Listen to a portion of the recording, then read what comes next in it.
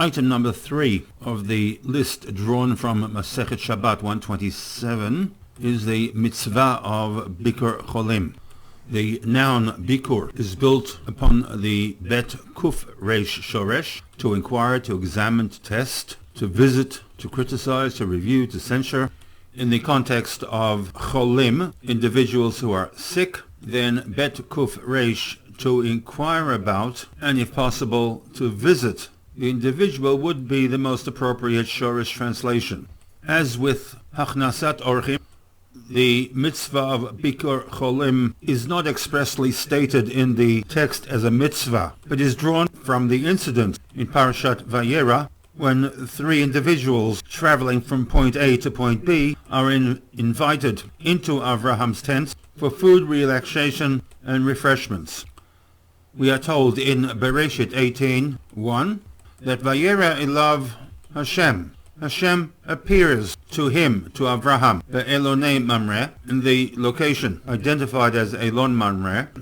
They accept the invitation from Avraham. We have the interaction, the prophecy regarding the birth of a child, and the segment of the 3 Malachim ends at Pasuk Tet Zayin, where they leave the tent of Avraham and turn their interest toward the city of Sodom.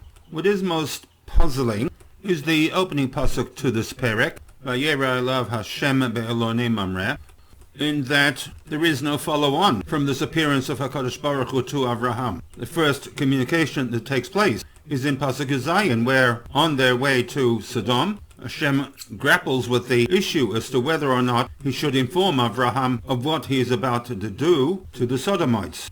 As such, a far better option would have been to have inserted the opening stanza of Bereshit 18:1, Vayera elav Hashem, etc., into Pasuk Yud Zayin. Hashem appears to Avraham, whether this was in Elonei Mamre or elsewhere, and tells him, Hamachaseh ani me Avraham, is it right for me to hide what I am about to do to Sodom from Avraham?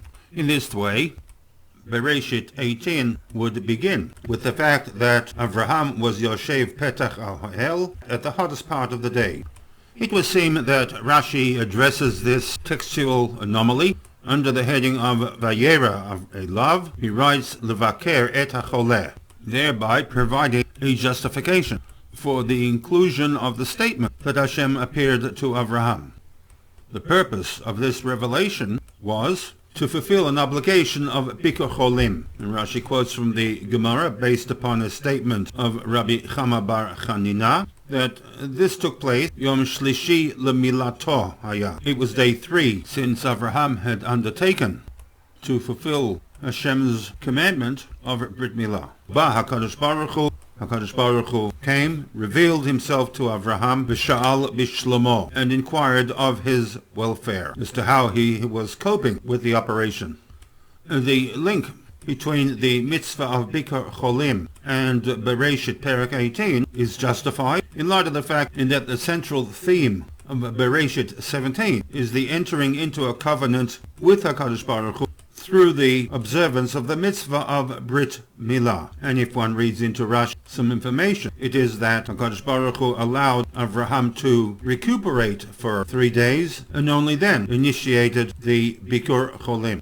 This reading of the text by Rashi is drawn from a statement in Masechet Bava Metzia 86, where the Gemara rhetorically asks, Mai kechom hayom? What's the significance, if any, of the fact that Avraham was sitting outside his tent at the hottest time of the day? A more expanded version of Rabbi Chama bar Chanina's reading of the text, he suggests that Ota hayom yom shlishi shel milah, that Vayera elav Hashem, the appearance of HaKadosh Baruch Hu to Avraham, was on the 3rd day of the Brit Milah. Uba HaKadosh Baruch Hu lishol be'Avraham. God arrives figuratively to ask of Avraham's welfare, and on that 3rd day, Hotzi HaKadosh Baruch Hu chama min artika. God took the sun out of its shield, perhaps removing all layers of cloud that might have blocked the intensity of the sun's rays, Kadei shelo yatriach oto tzadik ba'orchim, so that Avraham, wanting to fulfill the mitzvah of Hachnasat Orchim, would, during this time period of recuperation from the Brit Milah, he should not be troubled, intruded upon with any passers-by.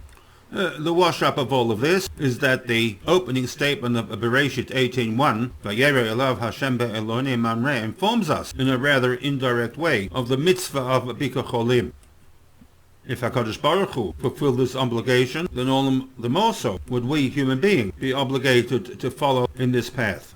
Within the world of halacha, there is a relatively large corpus of rules, regulations, and suggestions regarding how one should fulfill this mitzvah. In the 21st century of Shulchan Aruch, the Halachapedia, there is a range of issues ranging from what the actual obligation is, how often, who is obligated to visit, the main components of visiting the sick, when to visit, going to doctor, or at least assisting people to get medical help. Can one fulfill this mitzvah in this day and age over the phone, or does it require personal interaction? And in general, the importance of this mitzvah.